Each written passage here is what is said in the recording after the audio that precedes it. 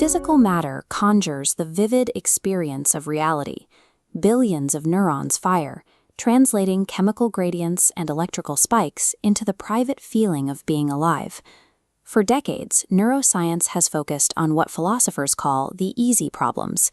These involve mapping the functional mechanisms of learning, memory, and how the brain processes environmental stimuli. This diagram illustrates access consciousness, the functional ability to receive visual input, process data, and produce a report. But this is separate from phenomenal consciousness, the private, qualitative feeling of what it is like to experience the redness of an apple. Philosopher David Chalmers formalized this division as the hard problem of consciousness. The problem asks why the performance of these physical, computational functions must be accompanied by a subjective experience at all. Solving the easy problems of brain function does not solve the hard problem of subjective experience. Confusing the two has historically created a false sense of scientific progress, leaving the core mystery entirely untouched. This disconnect is known as the explanatory gap. Even if we produce a flawless atom-by-atom map of the physical brain, that map leaves the existence of qualitative experience completely unexplained. Historically, the field attempted to bridge this gap by searching for the neural correlates of consciousness, mapping which parts of the brain activate during specific subjective states. The fatal flaw of this correlational approach is that finding a biological correlate only proves that a brain region activates alongside an experience. It fails to prove how or why that physical activity generates the experience. This explanatory dead end led to extreme philosophical reactions. One is eliminativism, championed by philosophers like Daniel Dennett.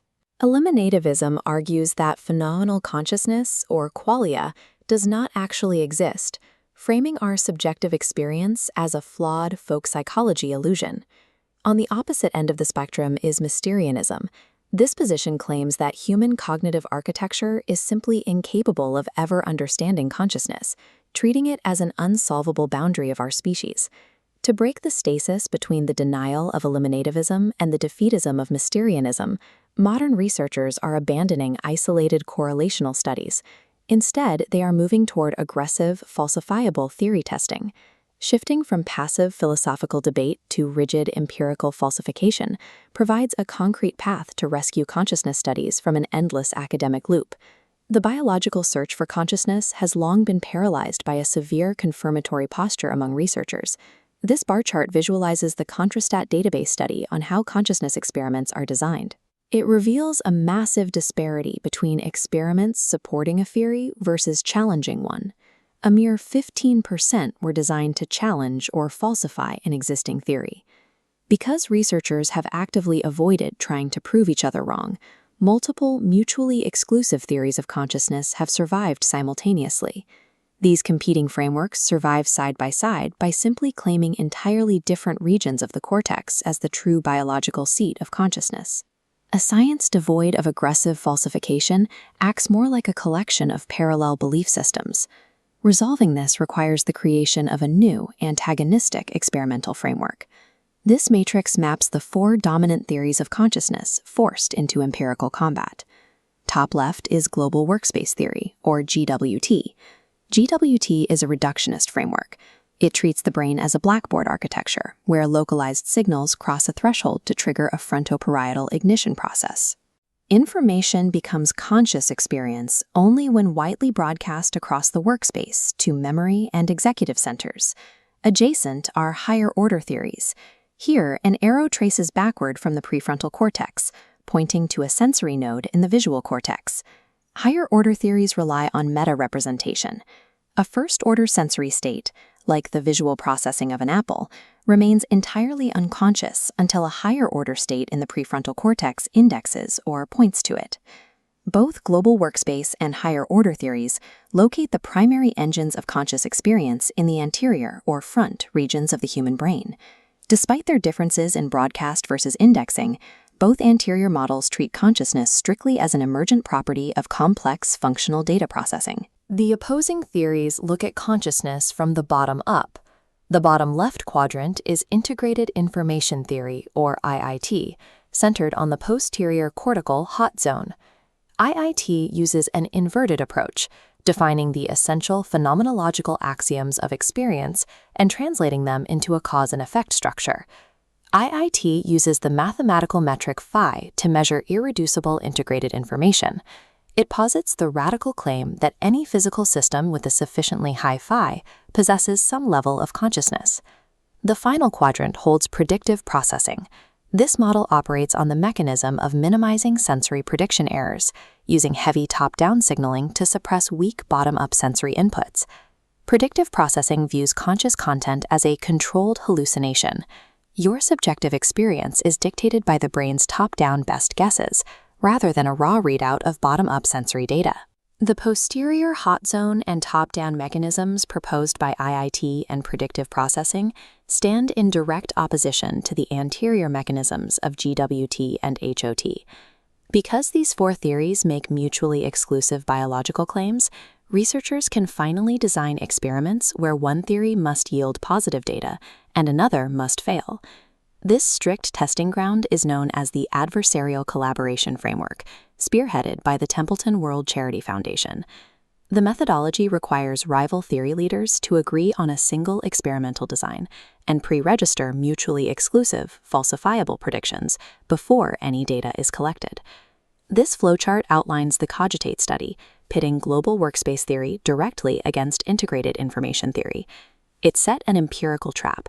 If visual consciousness correlates with posterior activity, GWT is damaged. If it requires prefrontal ignition, IIT is damaged. The first results showed partial, messy alignment with both sides. The data did not perfectly validate either extreme, forcing both theories to undergo rigorous mathematical self-correction. This adversarial approach marks the moment consciousness studies moves from untestable philosophy toward a framework built on falsification and measurable correction. The need to arbitrate these theories has concrete consequences. As this lab-grown neural organoid pulsing with autonomous electrical light demonstrates, we face urgent technological milestones. The rapid development of advanced artificial intelligence, xenobots, and lab-grown brain organoids necessitates a universally valid diagnostic test for consciousness.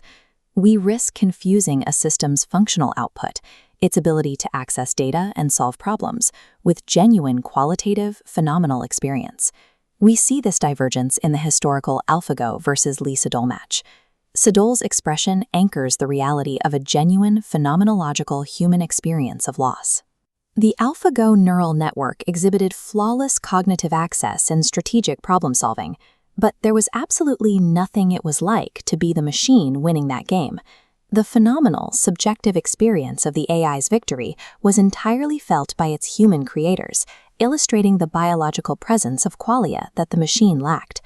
Until we possess an empirical metric to differentiate high-level functional mimicry from true subjective experience, we cannot accurately navigate the ethical minefields of 21st century technology. We are already seeing the earliest precursors to a true consciousness metric, such as the Perturbation Complexity Index, or PCI. In clinical settings, the PCI method involves injecting a brief magnetic pulse into a patient's cortex and measuring the informational complexity of the brain's echo.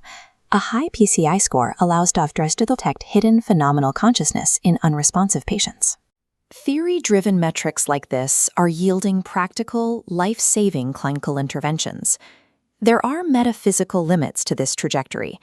Even a perfectly verified, predictive mathematical model of the brain might not fully resolve Chalmers' hard problem.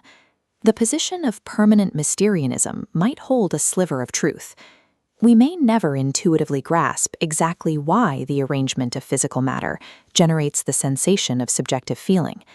But by abandoning correlational guesswork for computational neurophenomenology and rigid adversarial testing, science is finally bounding the explanatory gap. We are forcing the mechanisms of our own existence to yield to the rigor of mathematics.